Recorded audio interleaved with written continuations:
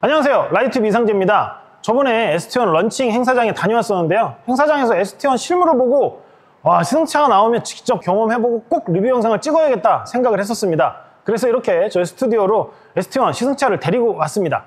시승차가 모여있는 곳에서부터 저희 사무실까지 운전하고 오는데 와, 정말 하고 싶은 말이 너무 많은 거예요. 생각하고 예상한 것 대비 놀라운 부분도 있고 또 감탄한 부분도 있고, 그래서 지금 머릿속이 조금 복잡하긴 한데요, 하나씩 정리해서 좀 말씀드려 보겠습니다. 자, 일단 이름부터 정리를 좀 해볼게요.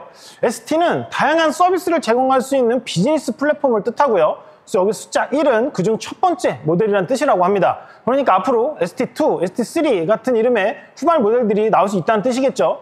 현대차의 ST1을 보면서 먼저 발표된 기아의 PV5를 떠오르는 분들이 계실 텐데요, 차이점도 물론 있지만 개념은 비슷하다고 보시면 됩니다. 기아는 PV1, PV5, PV7 뭐 이런 식으로 발표를 했었는데 현대는 ST1으로 나가는 겁니다. 물론 뒤에 숫자는 어떻게 네이밍을 붙일지 나와봐야 알겠죠. 우선 디자인은 런칭 행사장에서도 많이 보셨고 해서 다들 아실 거라고 봅니다. 앞은 스타리아, 뒤에는 박스형 탑차 디자인이죠. 근데 이게 실제로 보면 전혀 새로운 느낌이 납니다.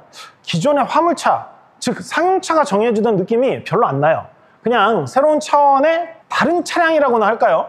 앞은 미래지향적인 디자인의 스타리아와 똑같으니까 그래도 좀 익숙하긴 한데요, 뒤에서 보면 뭐랄까, 굳이 표현을 하자면 왜 해외에서 특수한 목적으로 만들어진 차량들 있잖아요. 예를 들자면 방탄이 되는 막 현금 운송 차량이라든지, 아니면 영화 같은 데 나오는 안에 막 컴퓨터랑 최첨단 장비들 막 들어가 있는 그런 특수한 차량들 같은 그런 느낌이 들어요. 뒤에서 보면 거의 정사각형에 가까운데요, 현재 국내에서 가장 비슷한 디테일 차량을 찾아보면 왜 코카콜라 배송 차량들 있잖아요, 빨간색의 그 차량하고 약간 흡사합니다. 근데 뒤쪽에 문이나 그런 것들을 아주 깔끔하게 잘 마무리해놔서 외형만 놓고 보면 기존의 상용차라는 느낌이 별로 안 든다는 말이죠. 세련되고 또 특별한 디자인입니다. 제가 볼 때는 승용하고 상용 그 어디에도 속하지 않은 살짝 그런 느낌이에요. 장르를 구분짓기에도 참 그렇긴 한데 현대차는 ST1을 전동화 비즈니스 플랫폼이라고 이름을 지었어요. 명칭 참 그럴듯하게 잘 지었죠. 전동화 비즈니스 플랫폼이라, 이 말을 들으면 그날 행사장에서 현대차가 준비했던 다양한 차량용 샘플들이 떠오릅니다. 경찰차도 있었고요, 응급차, 전기 자전거 충전 차량을 비롯해서 다양한 상업시설로 꾸민 차량들까지 다양한 차량들이 전시가 됐었는데요, 일단 현대차는 ST1으로 이렇게 다양한 차량을 만들 수 있다는 걸 보여주기 위해서 그렇게 전시를 했었던 거거든요. 자, 이제 제가 뒤에 짐칸을 열어서 보여드려 볼게요.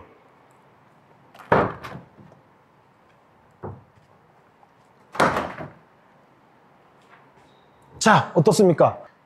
저희가 받은 시승차는 일반 카고 탑차하고 냉동 탑차 중에서 일반 카고 모델이고요, 말 그대로 뒤에 공간만 있는 겁니다. 이렇게요. 일단 현대차가 가장 강조하는 부분은 이 전용 설계를 통해서 높이가 1700으로 일반적인 주야주차장의 출입 제한 높이인 2300mm에 걸리지 않아서 주야주차장 통행에 문제가 없다는 겁니다. 올라가 보면 제가 키가 172인데요 제가 서보면 머리가 딱 닿는 높이에요. 이 정도면 짐을 싣고 내리는 데는 정말 편한 높이라고 할 수 있겠죠. 저는 이 공간을 보면서 그냥 흰색 스케치북 같다는 생각이 들었어요. 현대차가 이런 빈 캠퍼스를 업체들에게 제공을 하고, 자, 이제 이걸 어떻게 꾸며서 결과물을 만들어야 될지 고민을 한번 해보세요 라고 말하는 것 같아요. 그게 왜 그러냐면 저는 이 차를 보면서 여기다가 책상을 하나 놓고 모니터를 놓고 컴퓨터를 놓고 해서 야외에서 취재를 하고 바로바로 영상 촬영하고 편집을 할 수 있는 업무용 촬영으로 활용하고 싶다는 생각을 했거든요. 그래서 제가 이렇게 좀 꾸며봤어요. 안에 이렇게 책상도 좀 넣고요, 컴퓨터도 좀 넣고요. 자, V2L로 이렇게 좀 연결을 해볼게요.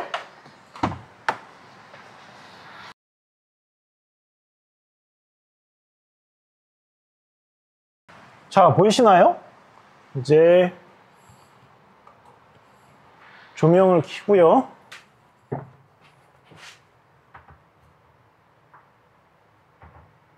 컴퓨터도 켜고요, 이렇게 모니터도 넣고 노트북도 세팅하고 해갖고 모양을 한번 잡아봤는데 어떠신가요? 물론 전원은 V2L로 전원을 연결해서 사용하면 되는데요, 전원은 앞에도 있고 실내에도 있습니다. 앞에서 외부용으로 연결하려면 커넥터가 필요한데 실내에서 끌어오면 그냥 콘센트만 꽂기만 하면 되거든요. 그래서 매우 편하죠. 어떠세요? 책상하고 의자, 뭐 지금 조명 그런 것만 간단하게 세팅을 했는데 꽤나 그럴듯하죠. 물론 현대차에서는 이미 그런 용도로 쓰라고 포터 시티밴이라는 이름의 워크스루밴이 존재를 합니다. 물론 저도 타보기도 했고 운전해보기도 했는데요. 그걸 가지고도 제가 말한 것처럼 이렇게 쉽게 꾸밀 수도 있습니다. 근데 사실 저는 워크스루밴을 가지고 싶다는 생각이 안 들었어요. 뭔가 조금 아쉽고 좀 부족하다는 생각이 들었기 때문이었는데 이건 다르더라고요. ST1을 보면서 꼭 가지고 싶다는 생각이 들었어요. 물론 워크스루밴을 멋지게 꾸며놓으면 가지고 싶은 생각이 들 수도 있겠지만 노멀 상태의 워크스루밴하고 ST1은 비교가 될 수 없을 정도로 말 그대로 완전히 다른 차예요.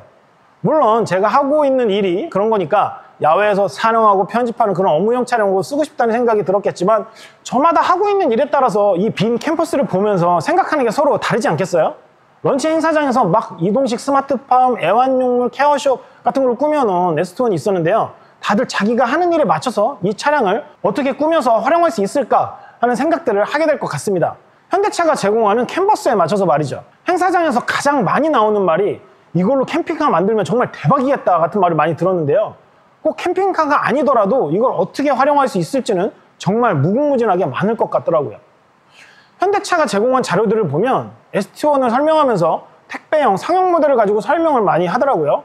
택배 차량으로 가장 많이 사용되는 기존의 포터하고 ST1을 비교해서 얼마나 좋아지고 나아졌는지, ST1을 가지고 택배 같은 업무를 하면 얼마나 편하고 또 부담이 적은지를 계속 설명을 했어요.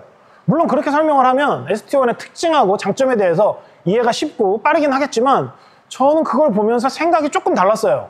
이 모델을 그런 택배업으로 활용하는 건 진짜 빙산의 일각이라고 생각이 들었기 때문이에요. 이 정도 공간에 V2L까지 지원하는데 맘만 먹으면 못할 게 뭐가 있을까요? 할 수 있는 게 정말 많거든요. 정말 무궁무진합니다. 뒤쪽 카고 공간을 먼저 보여드렸는데 이제는 운전석하고 조수석으로 좀 넘어와 볼게요. 일단 전체적인 구성하고 디자인은 스타리아하고 비슷한데요. 조금씩 차이점이 있긴 합니다. 프론트의 외형 디자인은 스타리아를 가지고 활용한 것처럼 실내도 완전히 새로운 디자인이 아니라 스타리아를 가지고 ST1의 목적에 맞게 개선한 것으로 보입니다. 가장 큰 포인트는 기존의 상용차가 보여주던 분위기나 느낌이 전혀 안 난다는 건데요. 10.25인치 디스플레이에 적용된 여러 가지 UI나 그래픽 디자인 이런 게 완전 승용차에 적용되는 것들이거든요. 자꾸 포터와 비교를 하시는데요. 제가 딱 말씀드려 볼게요. 제가 볼 때 ST1은 포터의 대체제도 아니고요. 그렇다고 포터의 경쟁 차량도 아니라고 생각을 합니다. 포터는 그냥 단순히 상용 차량으로 보시면 되는데 ST1은 태생이 그게 아닌 것 같아요. 말 그대로 뭐든 만들 수 있는 베이스가 되는 차량인 것 같네요. 차를 갖고 와서 경험하면 경험할수록 그게 더 느껴져요.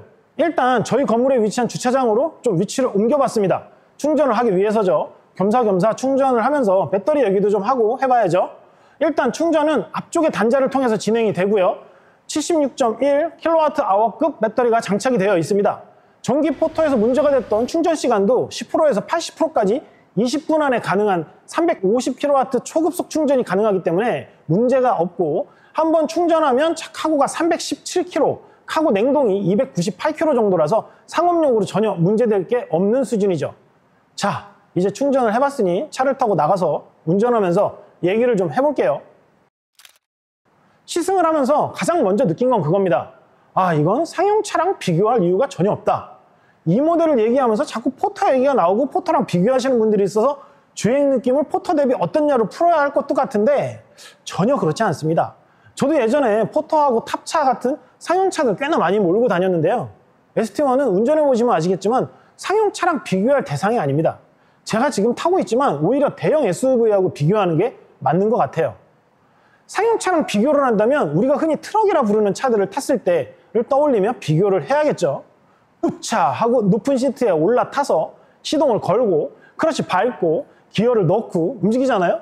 물론 요즘 오토매틱 상용차도 많으니까 다 그런 건 아니지만 일단 그런 과정이 없으니까 너무 편하고 좋죠. 그리고 짐을 많이 싣고 언덕길을 올라갈라 치면 힘이 부족할까봐 다시 기어를 낮추거나 변속해야 되는 그런 번거로움도 전혀 없고요. 토크가 충분하고 어떤 길을 만나더라도 일단 출력이 넉넉하니까 심적인 부담이 전혀 없습니다. 그런 게 너무 좋은 것 같아요. 상용차라면 의뢰의 서스펜션이 단단하고 그런 느낌이라 승차감이 참 거칠고 불편하고 하잖아요. 상용차를 타는 사람들은 그걸 당연히 여기고 숙명이라 받아들이기 때문에 별다른 불만이 없습니다. 서스펜션도 아무래도 승차감보다는 가성비가 좋고 유지비가 적게 드는 세팅이 대부분이죠.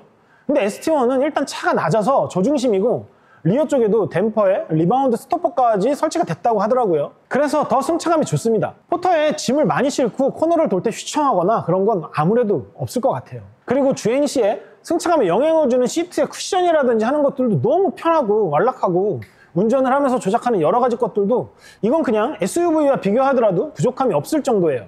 그리고 운전석의 팔걸이, 전 이거 너무 좋더라고요. 딱 안락하고 편하게 장거리를 운전할 수 있는 포지션을 만들어줘요. 제가 지금 타고 있는 투싼하고 비교하더라도 전혀 부족한 게 없을 정도입니다. 그리고 아주 조용해요. 기존의 상용 모델들을 타고 있으면 당연히 여겨졌던 소음도 일단 전기차라 매우 조용한데 여기에 소음 쪽에 신경을 많이 썼는지 외부에서 유입되는 소음도 매우 잘 차단되는 것 같아요. 소음 부분도 기존의 상용차와 비교하기에는 너무 많이 차이가 납니다. 그리고 공기 저항 개수도 낮아서 그런지 일단 바람 소리도 거의 들리지 않는 것 같아요. 고속으로도 좀 주행을 해봤는데 상당히 양호한 수준이고요. 참고로 ST1의 공기 저항 개수는 일반 트럭들과는 달리 SUV에 가까운 0.29 정도라서 소음도 연비도 충분히 좋은 수준입니다. 자, 이제 마무리를 하기 전에 가격 얘기를 한번 해봐야 될 것 같아요. ST1이 발표되고 난 후에 둘러보니까 가격에 관련된 얘기가 엄청 많더라고요. 일단 가격이 너무 비싸다는 겁니다. 공식적으로 발표된 ST1의 가격은 5,980만 원부터 시작을 해서 가장 비싼 트림이 7,195만 원이고 각 지자체에서 차이는 좀 있을 수 있겠지만 보조금을 받으면 4천만 원대에서 시작하는 걸로 대충 보시면 됩니다. 아마 비싸다는 분들의 기준은 당연히 포터일 거예요. 내부의 부품들을 살펴보면 포터 대비 당연히 비쌀 수밖에 없거든요. 이미 많이 알려졌지만 우리가 흔히 알고 있는 현대차의 전기차에 들어가 있는 비싼 배터리가 들어가 있고요. ST1을 구성하고 있는 요소들을 하나씩 살펴보면 저렴할 수가 없는 구성이니까 가격은 어쩔 수 없는 것 같습니다. 사실 ST1의 시승을 마치면서 제가 못한 얘기들이 좀 많습니다. 현대차가 ST1을 발표하면서 강조했던 데이터 오픈 API를 도입해서 다양하고 유익한 차량 데이터를 고객사에게 제공하고 활용할 수 있게 만들었다고 하는 내용이 있었어요. 근데 지금은 저희가 그걸 경험해 볼 수가 없어요. 그런 부분들은 이제 참고할 수 있는 자료나 그런 게 없어서 당장은 조금 아쉽기는 한데 나중에 시간이 지나서 ST1에 해당되는 애플리케이션으로 다양한 기능들이 구현되는 걸 보게 될 날도 제가 봤을 때는 머지 않을 것 같습니다. 자, ST1을 가지고 와서 영상을 좀 찍어봤는데요. 어떻게 보셨는지 모르겠습니다. 사실 ST1이 확장성이 엄청난 모델이라서 할 수 있는 얘기가 상당히 많은데 전체적으로 얘기를 하다 보니까 내용의 깊이에서 조금 아쉬워하는 분들이 계실지도 모르겠습니다. 앞으로 또 기회가 되면 ST1을 다시 가지고 와서 활용할 수 있는 부분에 대해서 추가적인 영상을 좀 찍어봤으면 하는 욕심이 드네요. 자, 긴 영상 봐주시느라 고생 많았고요. 지금까지 저는 라이드TV 이상재였습니다. 감사합니다.